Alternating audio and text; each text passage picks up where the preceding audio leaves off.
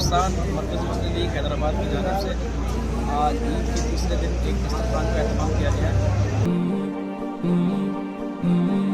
في غمرة بهجتنا هنوا يلا اللي تحبون، في حزتها الأعياد وش باقي غير الأعياد.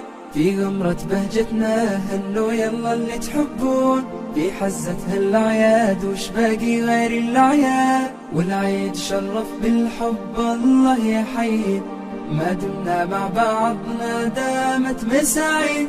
والعيد شرف بالحب الله يحيي، ما دمنا مع بعضنا دامت مساعيد، دامت مساعيد.